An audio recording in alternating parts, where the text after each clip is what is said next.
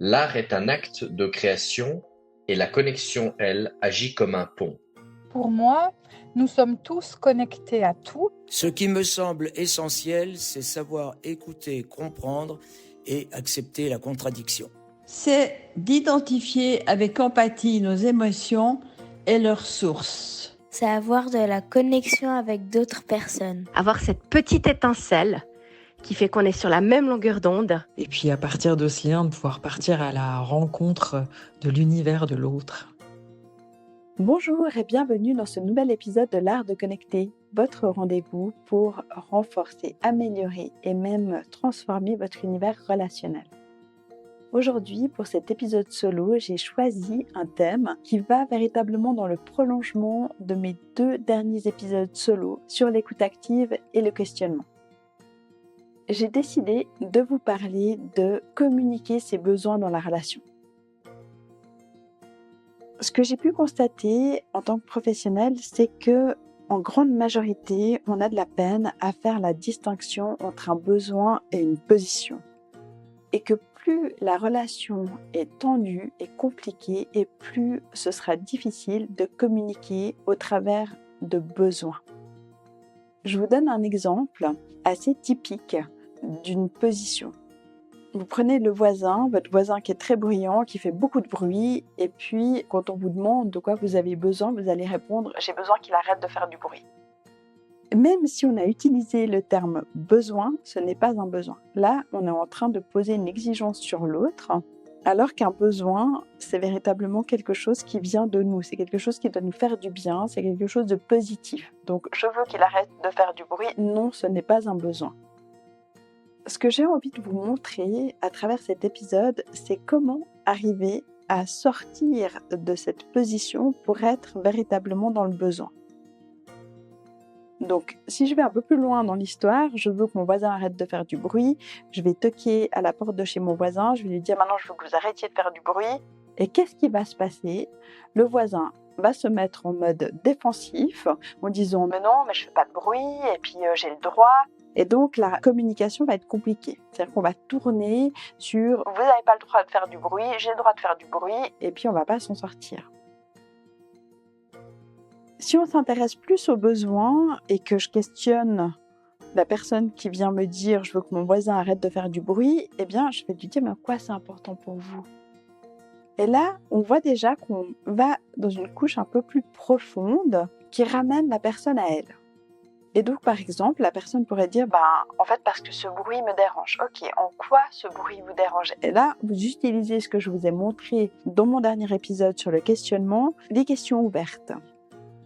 On aura par exemple une personne qui finit tard le travail et que finalement ce bruit, ça la dérange parce qu'elle a besoin de dormir plus tard le matin. Donc on n'est plus en train de parler d'arrêter purement et simplement de faire du bruit. Peut-être que si le voisin fait moins de bruit le matin et il commence à faire plus de bruit l'après-midi parce que peut-être qu'il travaille à la maison, eh bien là on aura une solution qui sera plus en accord avec les besoins de chacun. Et pour ça, il faut véritablement se donner l'opportunité d'aller chercher ses besoins. Pour vous donner un autre exemple qui est parlant, que j'utilise beaucoup en formation pour les médiateurs, les spécialistes de la gestion des conflits, les responsables d'équipe également, c'est l'anecdote de l'orange. Peut-être que certains et certaines d'entre vous la connaissent. Pour moi, je trouve qu'elle est très parlante pour arriver à faire la distinction entre un besoin et une position. Donc vous avez une belle orange, 2 personnes qui la veulent, donc elles vont se battre pour avoir cette orange. Très vite, ces personnes vont partir dans un argumentaire qui va être de comment démontrer qu'on a le droit d'avoir cette orange, à l'inverse de l'autre personne. Donc on sera dans un cas typique de position contre position. Je veux l'orange parce que j'y ai le droit. Et puis, l'autre personne, bien évidemment, utilisera un argumentaire opposé pour démontrer en quoi elle mérite plus l'orange que l'autre personne. C'est d'ailleurs souvent le cas de ce qui se passe en justice. C'est qu'à un moment donné, il y aura quelqu'un qui va trancher. Et finalement, chacun va se retrouver peut-être avec un bout d'orange. En négociation, il peut arriver qu'à un moment donné, on coupe la poire en 2. Donc là, on est dans le compromis, on se met d'accord sur chacun prend un bout de cette orange. Et puis on voit bien que c'est pas satisfaisant Parce que si on demande à ces personnes, finalement, vous vouliez l'orange, mais en quoi c'était important pour vous d'avoir cette orange? Eh bien, une personne pourrait nous dire, moi, j'ai besoin de cette orange parce que tous les matins, je vais courir, j'ai besoin de vitamines, et donc je me fais un jus. Et si on demande à l'autre personne, et vous, en quoi c'était important pour vous d'avoir cette orange? L'autre personne pourrait dire, eh bien moi, le mercredi, j'adore pâtisser avec mes enfants, et donc j'utilise le zeste de l'orange. Ce qu'on voit, c'est que les besoins sont différents. Et que dans un monde idéal, on aurait pu donner la pulpe à la personne qui fait les jus et le zeste à celle qui fait de la pâtisserie. Et là, on a ce qu'on appelle une solution win-win. C'est peut-être très schématique, mais croyez-moi, j'ai réussi à résoudre de nombreux cas de séparation, de divorce en utilisant cette méthode. Parce que typiquement, quand on est en procédure, quand on est dans un cadre très conflictuel de droit de la famille, eh bien le cas typique c'est « je veux les enfants ». Moi aussi, je veux les enfants. Et là, on est dans un positionnement en puissance, puisque chacun va plaider le pourquoi il veut les enfants et pourquoi il les mérite plus que l'autre. Et au final, eh bien, les enfants, on ne va pas pouvoir les couper en deux. Par contre, si on décide que les enfants ont exactement le même temps chez papa et chez maman, ça peut être une bonne solution, mais aussi, parfois, c'est pas adapté au bien-être des enfants. Et peut-être qu'un des parents a moins la possibilité de les prendre la moitié du temps parce qu'il bosse à 100% et que l'autre bosse moins, et qu'on peut compenser différemment pour autant qu'on se donne la possibilité de trouver ensemble une solution gagnant-gagnant. Eh bien, dans la relation qu'on a avec les autres, eh bien, c'est la même chose. Questionnez-vous aujourd'hui dans les relations que vous entretenez, que ce soit dans le domaine familial, que ce soit dans le monde professionnel, quelle relation vous estimez saine et dans laquelle vos besoins sont pleinement entendus et exprimés. Je peux vous dire, et moi la première, que c'est pas la majorité des relations que j'ai aujourd'hui autour de moi. Certes, j'y travaille, j'essaye de plus en plus de faire le point aussi sur ce monde relationnel que j'entretiens avec différentes personnes, d'examiner à quel moment dans la relation mes besoins sont vraiment remplis et entendus. Et bien évidemment, plus je suis impliquée émotionnellement, plus ça va être compliqué de trouver en moi les leviers pour faire évoluer la relation. Et pourtant, Dieu sait que c'est important. Donc par rapport à tout ce que je vous ai dit, je vais vous proposer un petit exercice assez simple. Vous pouvez prendre votre calepin si vous en avez un ou une feuille de papier et de noter une relation que vous avez avec quelqu'un aujourd'hui qui pour vous est compliquée, dans laquelle vous avez de la peine à vous y retrouver. Peut-être parce que vous avez l'impression que vous donnez plus à la personne par rapport à ce que vous recevez. Une relation dans laquelle la personne a une attitude vis-à-vis de vous qui est pas OK parfois. Et une fois que vous avez cette relation, vous l'avez notée, posez-vous la question « Qu'est-ce qui est compliqué dans cette relation ?» et de le noter.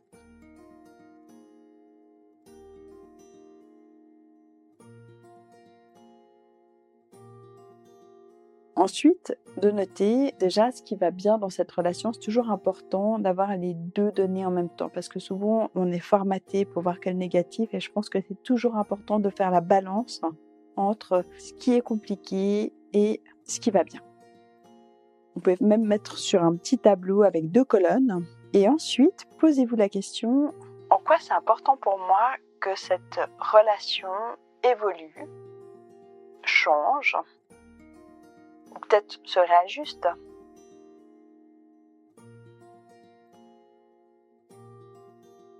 Et normalement, vous devriez voir apparaître un certain nombre de besoins.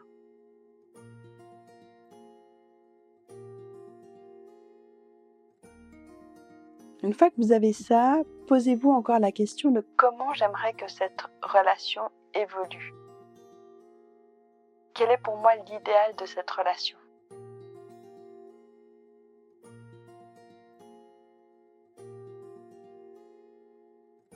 Et une fois que vous avez fait ça, eh bien, à mon avis, vous donnez les moyens d'être en capacité de communiquer avec cette personne parce que vous avez pu déjà rechercher en vous-même qu'est-ce qui est OK, qu'est-ce qui est compliqué, de quoi j'ai besoin, quoi c'est important pour moi que cette relation, elle change.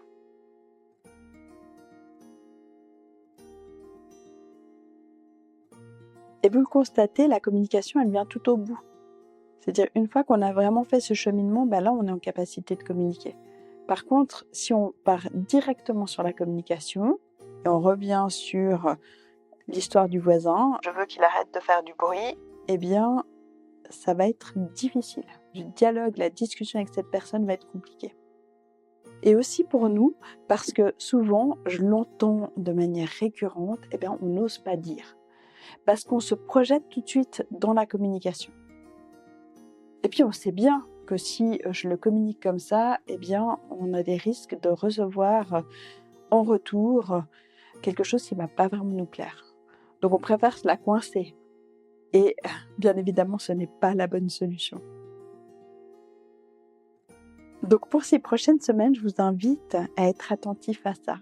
Et quand vous avez une relation qui vous pèse, qui est compliquée, commencez à faire ce petit chemin du questionnement de quel est votre besoin dans cette relation, en quoi c'est important, comment elle doit évoluer, pour ensuite vous donner des vraies capacités de communiquer avec la personne. Parce que si on arrive véritablement à exprimer ses besoins, c'est très rare qu'on ait une réaction négative en face de nous. Essayez, testez, réfléchissez et surtout échangez. N'hésitez pas à me faire des messages sur ma boîte vocale pour me dire « Ah tiens Sandrine, je me suis posé la question par rapport à cette relation, j'ai pu ouvrir une sorte de discussion avec cette personne, ça m'a fait du bien. » Ou non, c'est toujours très compliqué pour moi, j'y arrive pas. J'ai toujours un énorme plaisir à échanger avec les personnes sur ce que je suis en mesure de leur donner comme outil et comment elles peuvent, d'une manière ou d'une autre, les intégrer dans leur quotidien. Là, l'autre jour, quelqu'un me dit « Ah, tu sais Sandrine, j'ai utilisé ton art du questionnement parce que j'ai la responsable qualité qui est venue me parler, elle était hyper agressive, j'étais en train de payer pour mon collègue et là, je me suis rappelée de ton podcast, de ce que tu me dis souvent. C'est une personne que je connais aussi très bien. Et j'ai pu vraiment utiliser ces fameuses questions, le c'est-à-dire, le j'entends. Et puis, je me suis rendu compte à quel point ça m'avait permis de rester en lien avec cette personne. Bien sûr, l'émotionnel était quand même là, mais j'ai pu utiliser cet apprentissage. Et pour moi, c'était un merveilleux cadeau. Donc je me réjouis de vous retrouver très vite pour un prochain épisode de l'art de connecter. Je vous dis à très bientôt. L'art de se connecter, c'est rapprocher les civilisations. Connaître pour mieux unir.